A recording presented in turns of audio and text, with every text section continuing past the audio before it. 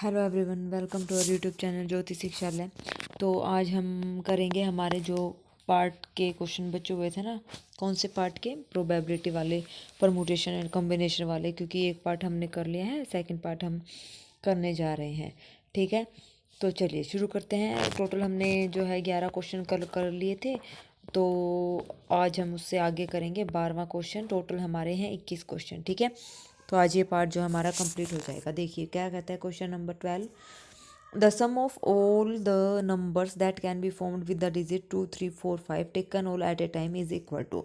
ठीक है, तो हमें बताना है कि क्या क्या बनेंगे। सम ऑफ ऑल नंबर्स, हर एक जितने भी नंबर हमारे पास बनेंगे उनका क्या करना है, सम करना है, जो कि इन डिजिट से मिलकर बने होंगे 2 3 4 5 डिजिट से। ठीक है, taken all at a time, ठीक है, इज इक्वल टू। अब देखिए, अब हमने मान लिया, मान लो कोई नंबर हमें यहाँ पर बनाना है, जैसे ये है 2 3 4 और 5। मैंने यहाँ पे सबसे पहले लिया है 2 से शुरू होने वाला।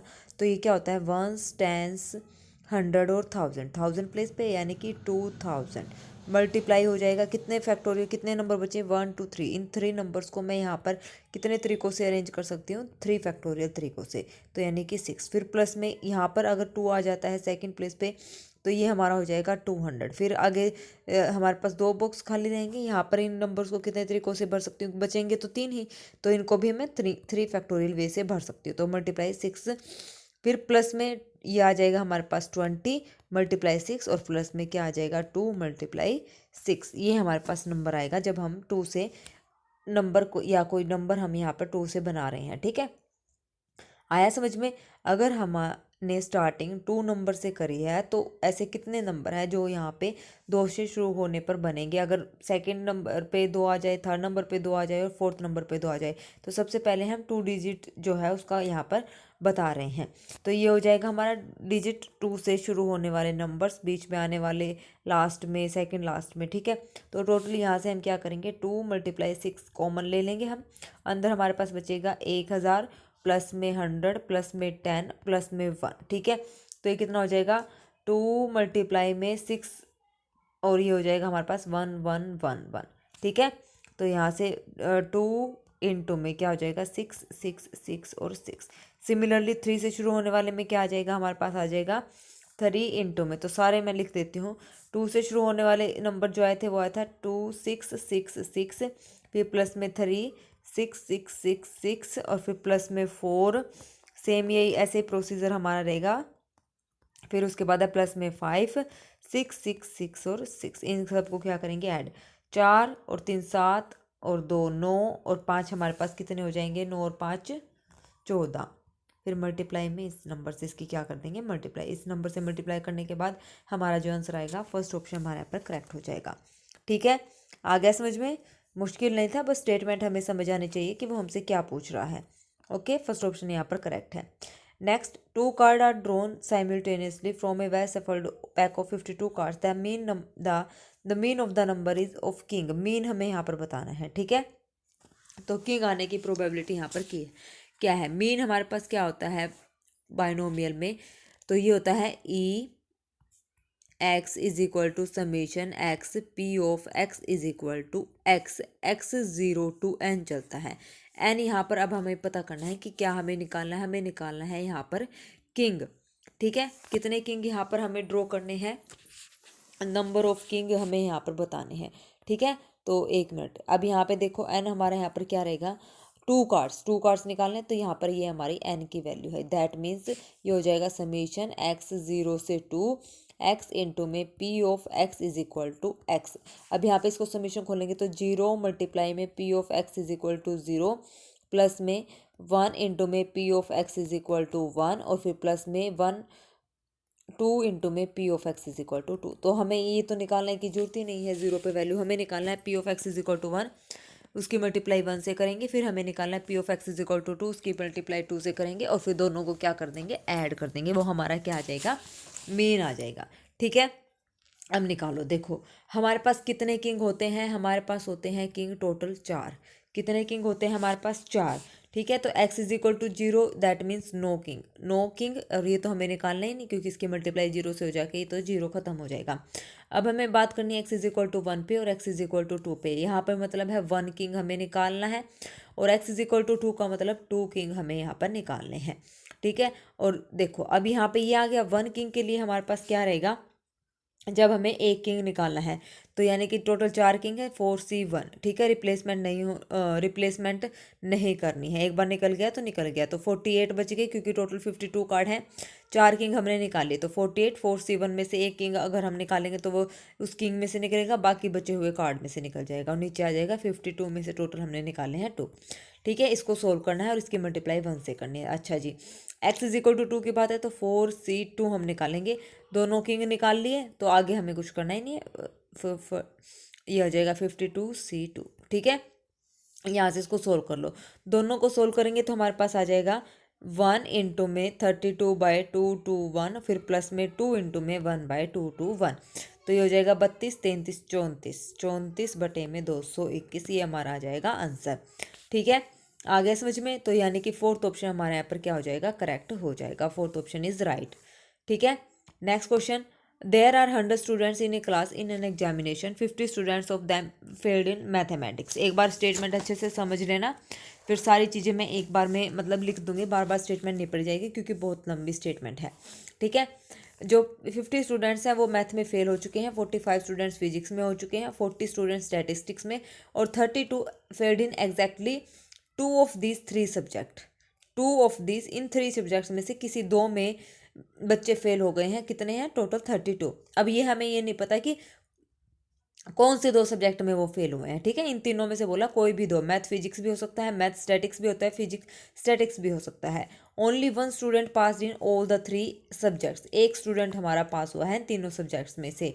तो देखिए तीनों सब्जेक्ट में, ठीक है, the number of students Fehling in the 3 subject, जो तीनों में फेल हुए हैं कितने टोटल स्टूडेंट्स हैं। तो आप देखिए अब हमें क्या मान लिया, एम हमारे पास मैथ में फेल हुए हैं तो मैं यहाँ पे लिखती हूँ सीधा प्रोबेबिलिटी ऑफ एम, ठीक है। प्रोबेबिलिटी ऑफ एम हमारे पास यहाँ पर कितनी है 50, प्रोबेबिलिटी ऑफ हमारे पास फिजिक्स कितनी है यहाँ पर 45 और प्रोबेबिलिटी ऑफ बायोलॉजी हमारे पास कितनी है यहाँ पर 40, ठीक है। ये हमारे पास गिवन है, हमने मान लिया जो तीनों में फेल है उस तीनों में बताना ना, जो कॉमन तीनों में फैला है तो प्रोबेबिलिटी ऑफ कॉमन आएगा, कॉमन तीनों में जो फैल होगा वही स्टूडेंट्स आएंगे, इसको हमने मान लिया एक्स। तो हमारा मोटो क्या है, एक्स यहाँ पर फाइंड आउट करना हमारा मेन मोटो है, ठीक है।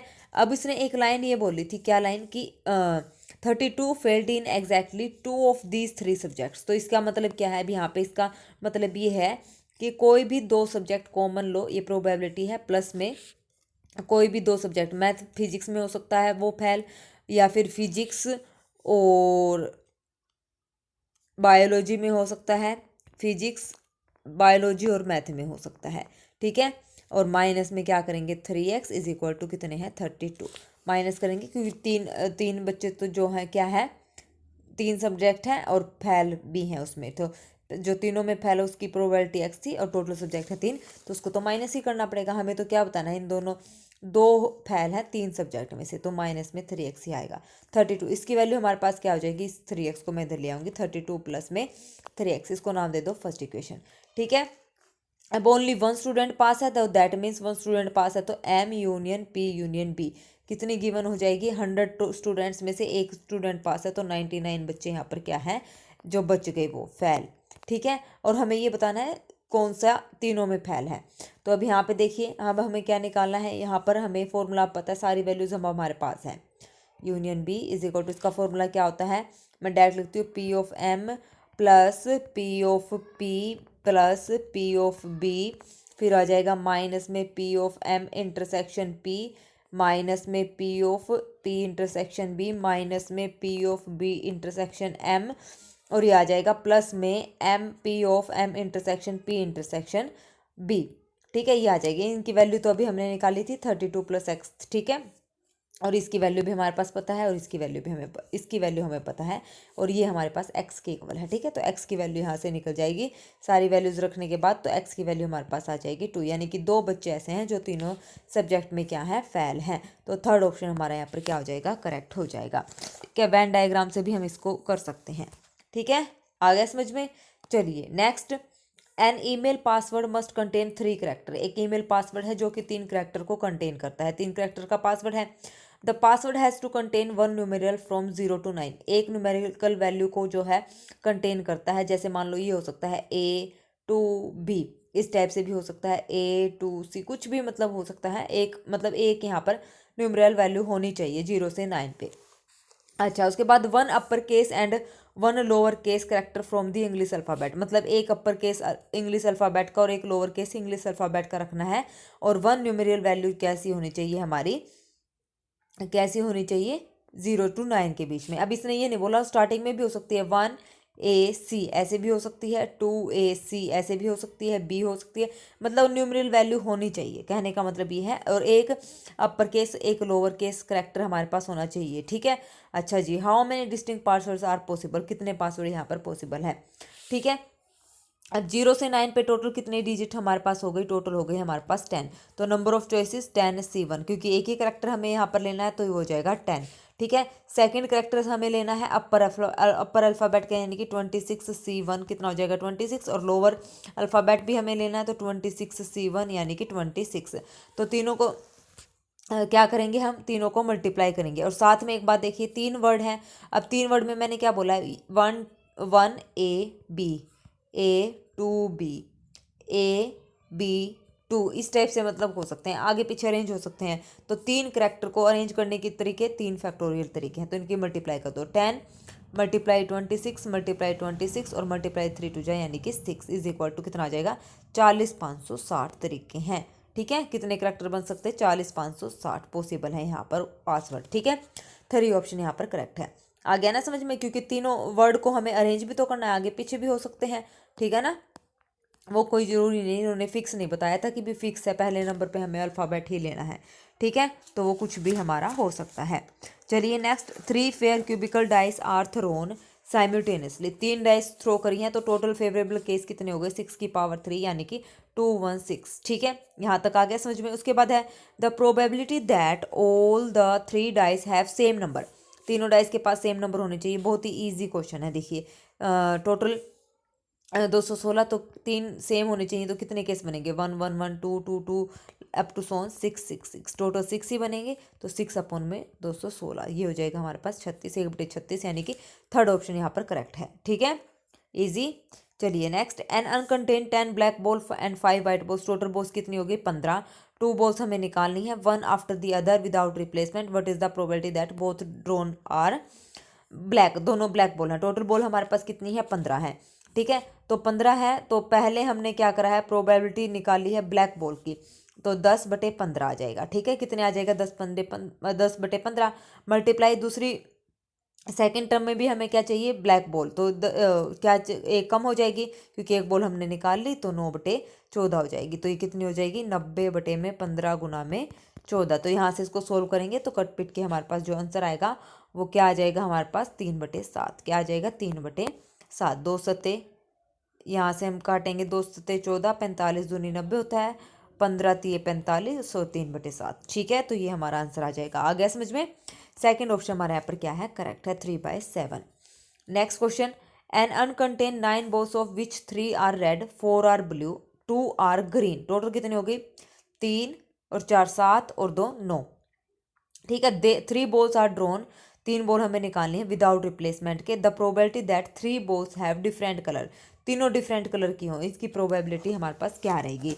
तो तीनों डिफरेंट कलर की और टोटल बॉल हमारे पास कितनी आ गई, 9। अभी काउंट करा था, टोटल बॉल कितनी है, 9। तीनों डिफरेंट कलर की यानी कि एक रेड हमें निकालनी है, एक ब्लू हमें निकालनी है, और एक क्या निकालनी है, ग्रीन हमें निकालनी है। रेड बॉल है 3C1, ब्लू बॉल कितनी थी, 4, 4 में से एक, और ये कितनी थी, 2C1। इनकी क्या कर दो, आपस में मल्टीप्लाई कर दो। ये कितना हो जाएगा, 3 मल्टीप्लाई ये हो जाएगा 4 मल्टीप्लाई, कंबाइन करके मल्टीप्लाई करना है 2। तो 4 दुनिया 8 थी 24, जो टोटल हमारे पास हो गया 24, ठीक है। और निकालने कितने में से है, 9 में से 3 बॉल निकालनी है, तो ये हो जाएगा। तो दैट मीन्स ये इसकी वैल्यू आ जाएगी 84, यानी कि हमारे पास टोटल जो केस बनेंगे वो क्या बनेंगे, 24/84। तो ये हमारे पास हो जाएगा 2/7। तो सेकंड ऑप्शन हमारा यहाँ पर क्या हो जाएगा, करेक्ट हो जाएगा, ठीक है। आ गया समझ में, इजी क्वेश्चन था। चलिए कोई भी क्वेश्चन अगर समझ नहीं आता है तो आप कमेंट बॉक्स में कमेंट करके पूछ सकते हैं। ये भी इजी क्वेश्चन है। पी ऑफ ए हमारे पास गिवन है, पी ऑफ बी हमारे पास गिवन है, पी ऑफ ए बाई हमारे पास गिवन है। तो इसका ये हमें निकालना है। तो पहले यहाँ से इसको सोल्व करो। P of A by B का जो फॉर्मूला होता है P of A intersection B divided by P of B. तो यहाँ से ये है हमारे पास P of A given B. तो हमें यहाँ से 1/4 गिवन है, P of A intersection B हम निकालना है। और क्यों निकालना है ये आपको पता चल ही जाएगा। पी ऑफ बी की वैल्यू है 1/3, तो ये आ जाएगा P of A intersection B की वैल्यू हमारे पास आ जाएगी 1/12। P of A intersection B की वैल्यू आ जाएगी 1/12। अब इसका फॉर्मूला देखो, इसको मैं कैसे लिखती हूँ, 1 minus P of A union B dash, और ये हमारे पास हो जाएगा पी ऑफ ए यूनियन, एक मिनट ये है, इसका फॉर्मूला क्या हो जाएगा, P of A union B का कॉम्प्लीमेंट इज इक्वल टू, इसको हम लिख सकते हैं 1 minus P of A union B. अब इसकी वैल्यू हमें चाहिए। A intersection A P of A union B का formula P of A plus में P of B minus P of A intersection B. तो ये P of A union B हमारे पास यहाँ से क्या आ जाएगा, 3/4, ठीक है। और 1 माइनस 3/4 कितना आ जाएगा, 1/4। तो थर्ड ऑप्शन हमारा यहाँ पर क्या हो जाएगा, करेक्ट हो जाएगा। ठीक है, आ गया समझ में, इजी क्वेश्चन था। चलिए next question. The number of integer greater than 6000 that can be formed using the digit 3, 5, 6, 7, 8। 6000 से बड़े हैं तो इसका मतलब ये 3 ही डिजिट हमारी स्टार्टिंग में फिक्स रहेंगी, या तो 6 आएगा यहाँ पर, या 7 आएगा, और यहाँ 8 आएगा, क्योंकि 6000 से बड़े चाहिए। विदाउट रिपीटेशन हमारी अलाउड नहीं है। तो यहाँ पे आप देखिए, तो 6, 7 और 8 तीन तरीक़ों से हम यहाँ पे भर सकते हैं। तो यहाँ पर हमारे पास क्या आ जाएंगे, 3 तरीके आ जाएंगे। आगे कितनी डिजिट बचेंगी, आगे हमारे पास इसको भरने के 4 तरीके, इसको भरने के 3 तरीके, इसको भरने के 2 तरीके, और फिर एक बच गया उसको भरने का 1 तरीका, क्योंकि रिपीटेशन अलाउड नहीं है। ये 3 तरीके कैसे हैं, क्योंकि यहाँ पर 3 डिजिट है, 3 तरीके से भरी जा सकती हैं। ठीक है, 3 डिजिट है, 3 तरीके हैं, तो 6 आ सकता है, या 7 आ सकता है, या 8 आ सकता है। ठीक है ना। तो यहाँ से टोटल कितना हो गया, यहाँ से ये हमारे पास हो गया 3, 4 × 12 दूनी 24 × 48, कितना हो गया हमारे पास, 48 हो गया। ठीक है, 48 हो गया। 4 × 12, 12 दूनी 24, 24 × 72, 72 हो गया। ठीक है, अब टोटल डिजिट कितनी है हमारे पास, 1, 2, 3, 4 और 5, 5 है। तो कितने नंबर बन सकते हैं, 5 फैक्टोरियल। तो 72 प्लस में 5 फैक्टोरियल यानी कि 120। तो कितना आ जाएगा, 0, 2 और 2 4, 7 और 1 8। नहीं नहीं नहीं नहीं नहीं नहीं नहीं, 7 और 2 9 आएगा। 7 ऐसे करना ना, इसको ऐड कर दो भाई, ये हो जाएगा हमारे पास 2, 7 और 2 9, 192। कितने नंबर आ जाएंगे टोटल, 192। ठीक है, तो सेकंड ऑप्शन हमारे यहाँ पर करेक्ट है। इजी क्वेश्चन था। चलिए next. If mean of the Poisson distribution is M. Poisson distribution में जो मीन होता है, और जो वेरिएंस होता है वो सेम रहता है पॉइजन डिस्ट्रीब्यूशन में। तो मीन अगर एम है तो वेरिएंस भी एम होगा। स्टैंडर्ड डिवीजन में स्टैंडर्ड डेविएशन क्या हो जाएगा हमारे पास, वेरिएंस का स्क्वायर रूट, तो रूट एम, यानी कि सेकंड ऑप्शन हमारा यहाँ पर करेक्ट है। इजी क्वेश्चन थे। चलिए टोटल हमारे पास हो गए 21 क्वेश्चन। मोस्ट इंपॉर्टेंट क्वेश्चन थे। यहाँ से जरूर एक आधा क्वेश्चन रिपीट हो जाएगा। ये हो सकता है कि डिजिट्स अलग हो लेकिन स्टेटमेंट सेम रहे। ठीक है, तो अच्छे से करना। कोई भी क्वेश्चन अगर आपको समझ नहीं आता है तो कमेंट बॉक्स में कमेंट करके आप पूछ सकते हैं। कोई भी क्वेरी है आप पूछ सकते हैं, और फॉर्मूला PDF आप ले सकते हैं। और आपको पता भी चल गया है कि जो हमारा KVS NVS का जो रूल्स आए हैं वो आपने सबने पढ़ ही लिए होंगे। तो KVS NVS का बैच भी हम जल्दी शुरू करने वाले हैं, PGT मैथ का। और सिलेबस मैं आपको बता दूंगी। सारा हमारा सिलेबस मैंने देख लिया, सारा 11th 12th का है। 95% हमारा 11th 12th का ही रहेगा। तो जिन बच्चों ने फॉर्मूला PDF ले रखी है उन्होंने बहुत अच्छा कर रखा है, और बहुत ही यूज़फुल आपको रहने वाला है। तो जिन बच्चों ने नहीं ली है तो प्लीज़ कृपया करके आप ले सकते हैं, आपको बहुत ही हेल्पफुल रहेगी। KVS और NVS में और STET में तो हमारा एग्ज़ाम ही है, तो आप ले सकते हैं बिना कोई हिचकिचाहट के। टोटल उसमें हमारे पास 1 से 30 चैप्टर हैं। 11 और 12 कंबाइन करके PDF बनाया हुआ है, सारे फॉर्मूलाज वहाँ पर हैं, ताकि आपको पढ़ने में, रिवीजन करने में कोई भी दिक्कत ना हो किसी भी प्रकार की।